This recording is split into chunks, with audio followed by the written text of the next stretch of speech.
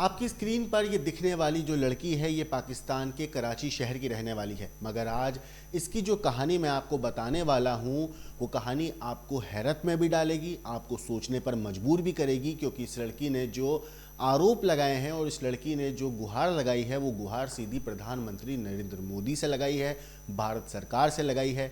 इस लड़की की कहानी मैं आपको आगे बताऊं, पहले आप इसकी पूरी कहानी इसी से सुनिए।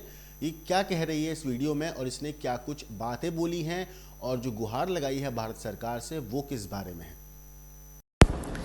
राधा स्वामी, मैं निकिता नागदेव, विक्रम नागदेव की वाइफ आज कराची से बात कर रही हूँ। मैंने पहले भी सिंधी पंचायत के हेड किशोर कुडवानी जी, मोदी सरकार से यही अपील की है कि मेरे साथ इंसाफ हो। अगर आज मेरे साथ इंसाफ नहीं हुआ तो हर लड़की जो अपने ससुराल में फ़िज़िकल अब्यूज़ का शिकार होती है, अपने हस्बैंड के धोखे का शिकार होती है, तो कभी किसी के साथ इंसाफ नहीं होगा। मैं आज आप सबसे रिक्वेस्ट कर रही हूँ कि आप लोग सिर्फ मेरे इंसाफ के लिए मेरे साथ खड़े रहें, मुझे और कुछ भी नहीं चाहिए। 2020 में मेरी शादी हुई थी विक्रम नागदेव के साथ 26 जनवरी को। मैं 26 फरवरी को विक्रम नागदेव के साथ इंडिया आई थी। कुछ दिन उनका बर्ताव मेरे साथ बिल्कुल ठीक रहा, लेकिन कुछ दिन के बाद उनका बिहेवियर मेरे साथ बिल्कुल चेंज हो गया। मुझे समझ ही नहीं आया कि ऐसा क्यों हो रहा है। कुछ दिन के बाद जब मुझे पता चला कि मेरे हस्बैंड का अफेयर है, वो भी मेरी जेठानी की खाला की बेटी के साथ, जिसका नाम शिवानी डिंगरा है। मैंने यही बात अपने फादर इन लॉ को बताई, लेकिन मेरे फादर इन लॉ का यही कहना था, बेटा लड़कों के तो अफेयर होते हैं, हम कुछ नहीं कर सकते। मैं वहाँ इन लॉज में मुझे कोई सपोर्ट नहीं मिला। मैंने अपने हस्बैंड से भी बात की, लेकिन जब मैंने ये बात की उसके कुछ दिन बाद से मेरे हस्बैंड का मेरे साथ फ़िज़िकल अब्यूज़ बरकरार रहा। हर दिन मैं फ़िज़िकल अब्यूज़ का शिकार होती रही। मुझे कुछ समझ ही नहीं आ रहा था मैं क्या करूं, क्योंकि इंडिया में मेरे पास कोई भी नहीं था, मेरा साथ देने के लिए कोई भी नहीं था या मेरे साथ कोई खड़ा रहे। फिर मैंने चुप करके अपना पारिवारिक संसार शुरू किया। कुछ टाइम के बाद वहाँ पे कोरोना काल लगा। कोरोना काल में मैं अपना बी फॉर्म वहाँ पे सबमिट करी थी, लेकिन मेरे हस्बैंड ने मुझे रोक दिया। मेरे हस्बैंड ने कहा कि अभी अगर तुम्हें अपने माँ बाप से मिलना है तो तुम 1 महीना वहाँ पे जा सकती हो, अगर तुम्हारा बी फॉर्म यहाँ पे सबमिट हो गया तो तुम 3 साल तक पाकिस्तान नहीं जा पाओगी। ये कह के मेरे हस्बैंड ने मुझे पाकिस्तान भेजा। जब मैं यहाँ पर आई, मैं 1 महीने की परमिशन लेके अपने हस्बैंड से बाकायदा पाकिस्तान आई थी, जो कि उन्होंने खुद मुझे भेजा था। जब मैं यहाँ पर पहुँची हूँ, कुछ दिन बाद मैंने अपने हस्बैंड को बोला कि आप अपनी वीज़ा के पेपर्स मुझे भेज देना कुछ देर में, ताकि मैं वहाँ के लिए अप्लाई कर दूँ, क्योंकि वीज़ा आने में टाइम लगेगा। मेरे हस्बैंड ने मुझे कहा कि मैं तुम्हें वीज़ा के पेपर्स भी नहीं भेजूँगा, ना मैं तुम्हें इंडिया बुलाऊँगा। ये कह के उन्होंने मुझे ब्लॉक कर दिया व्हाट्सएप से। मुझे कुछ समझ में नहीं आया कि ऐसा हो क्यों रहा है। उसके बाद मेरे फादर इन लॉ ने हमें फ़ोन किया, मेरे पापा को फ़ोन किया। उन्होंने कहा कि आप हमारे भाइयों के घर जाएं, हमारे भाइयों से बात करें। उन्होंने हमें हर जगह पे जलील किया। हमें कुछ समझ में ही नहीं आ रहा था। जो लड़की 1 महीने के लिए अपने माँ बाप से मिलने आई थी, उसका पूरा जीवन इस तरह से लुट गया। क्या कोई भी लड़की अपने ससुराल से अपने माँ बाप के घर आएगी तो क्या वो कभी भी अपने घर नहीं जा पाएगी? क्या कभी भी वो अपने ससुराल नहीं जा पाएगी? क्या हम लड़कियों को कोई भी घर नहीं है? जब भी हम अपने माँ बाप के घर आएंगे तो हमें ससुराल वाले इस तरह से धमका के हमें अपने माँ बाप के घर ही बिठा देंगे। अब जाके मुझे पता चल रहा है कि मेरे हस्बैंड ने वहाँ पे इलीगली शिवानी डिंगरा से एंगेजमेंट की है, जबकि उनकी वेडेड लीगली वाइफ यहाँ पे पाकिस्तान में अपने माँ बाप के घर बैठी है। मेरा आखिर कसूर क्या है कि मैं 1 महीना अपने माँ बाप से मिलने आई, वो भी मेरे हस्बैंड के कहने पे?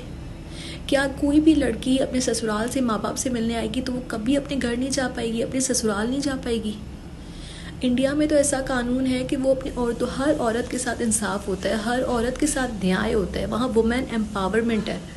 मैंने तो कभी नहीं सुना कि एक औरत के होते हुए, एक वाइफ के होते हुए कोई दूसरी शादी कर ले, वो भी इलीगली। मैं आज श्री नरेंद्र मोदी जी से, रिस्पेक्टेड किशोर कुडवानी जी से आज फिर से अपील करती हूँ कि आप प्लीज़ इसके ऊपर सख्त कार्रवाई करें और प्लीज़ विक्रम नागदेव को पाकिस्तान डिपोर्ट किया जाए और उसकी इलीगल स्टेप के लिए उसके ऊपर सख्त कार्रवाई की जाए। जब मुझे शिवानी डिंगरा के बारे में पता चला कि मेरे हस्बैंड उनसे इंगेजमेंट करने जा रहे हैं, वो भी इलीगली, तब मेरे वालिद ने, मेरे पिताजी ने शिवानी डिंगरा के पिताजी से रिक्वेस्ट की बाकायदा कि आपकी बेटी तो सिंगल है, आप हमारी बेटी का घर क्यों बर्बाद करें। शिवानी डिंगरा के पिताजी के चंद अल्फाज ये भी थे जो उन्होंने मेरे पिताजी को कहे थे। उन्होंने कहा था कि इंडिया का माहौल बहुत फॉरवर्ड है, इंडिया में लड़कियों के अफेयर हो जाते हैं, हम कुछ भी नहीं कर सकते। ये शिवानी डिंगरा के पिताजी के अल्फाज थे जो उन्होंने मेरे पिताजी को कहे थे जब उन्होंने अपनी बेटी के लिए उनसे रिक्वेस्ट की थी। मैंने यही रिक्वेस्ट शिवानी डिंगरा को भी की थी कि आप तो सिंगल हैं, आप तो कहीं पे भी शादी कर सकती हैं, आप मेरा घर क्यों बर्बाद कर रही हैं। शिवानी डिंगरा के यही अल्फाज थे कि मैं विक्रम नागदेव को नहीं जानती, और आज जाके उसने विक्रम नागदेव से एंगेजमेंट कर लिया है। मैंने उसको 100 बार ये रिक्वेस्ट की, 100 मैसेजेस किए हैं कि आप प्लीज़ मेरा घर बर्बाद मत करें।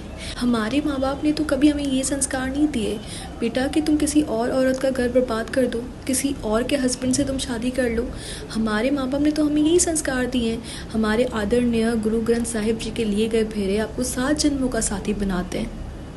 क्या मेरे उन 7 फेरों का कोई मोल नहीं?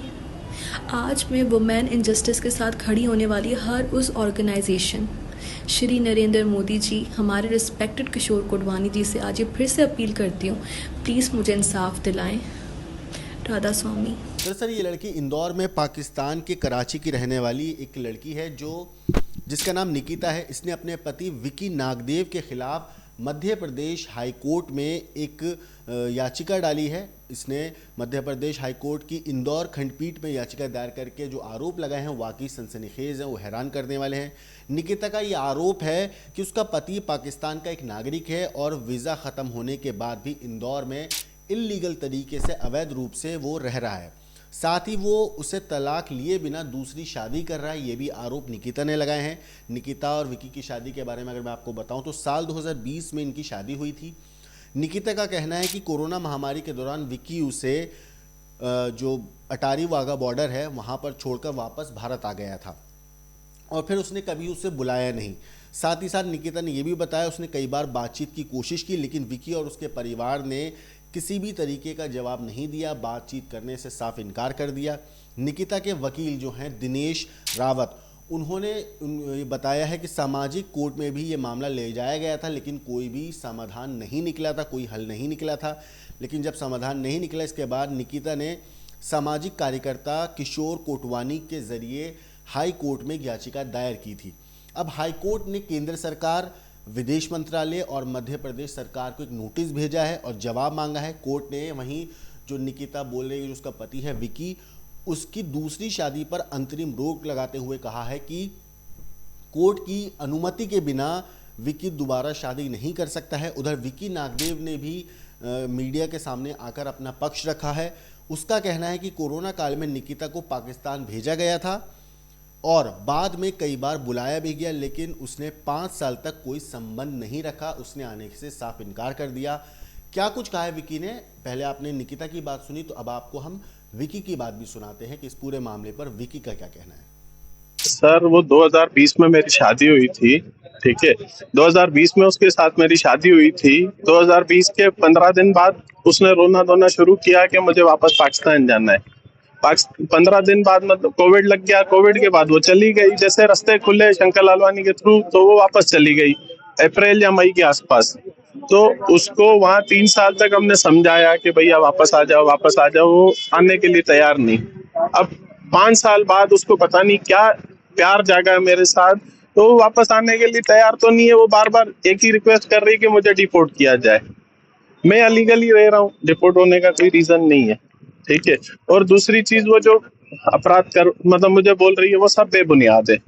उसका कोई वो लीगल रीजन नहीं है। सिर्फ वो ब्लैकमेल कर रही है। वो जिसके साथ मिल के वो कर रही है, वो भी ब्लैकमेलर है।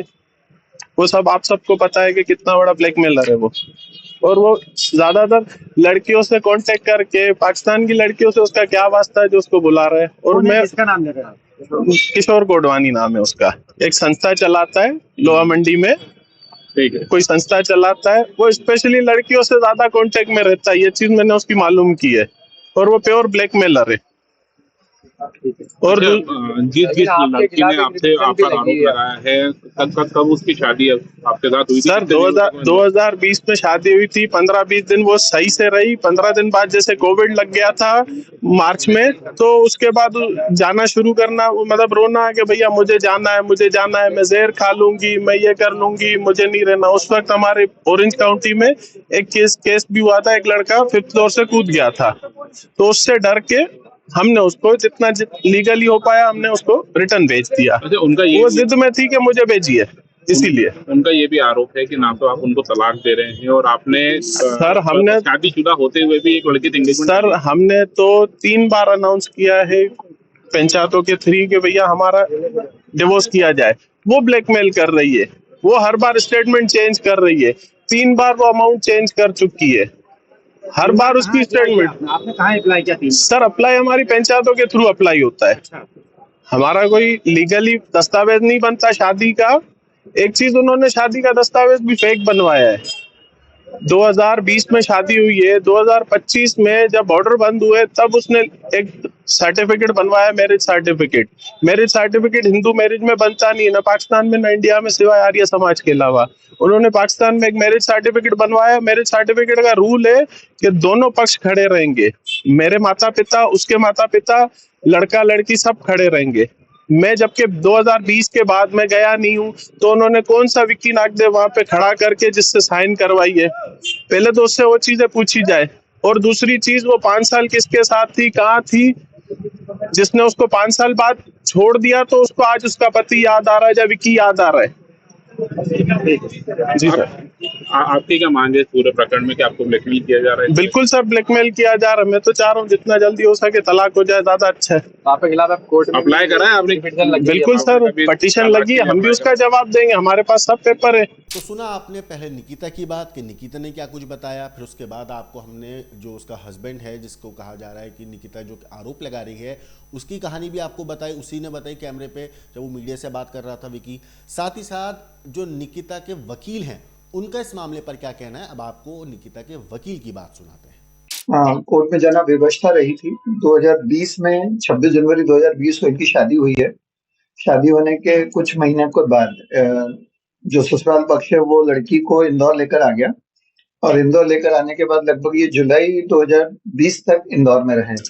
इसी दौरान पति विक्रम द्वारा ये कहा गया है कि कुछ लॉन्ग टर्म वीजा के लिए उन्हें अप्लाई करना था, क्योंकि भारत में पाकिस्तानी नागरिकों को लॉन्ग टर्म वीजा के आधार पे ही ये अनुमति मिलती है रहने की। तो लॉन्ग टर्म वीजा के पेपर्स के अप्लाई करने के बाद वो लंबे समय तक वापस नहीं जा पाएगी, तो इस बहाने से लड़की को वो अमृतसर वाघा बॉर्डर, ये अटारी बॉर्डर पे छोड़ आए, और उन्हें ये कहा कि आप ये अपने माता पिता से मिलके 1 आध महीने के दौरान आप वापस आ जाना, हम आपको बुलवा लेंगे। लेकिन उस दिन के बाद से इन्होंने उनको बिल्कुल भी नहीं बुलवाया।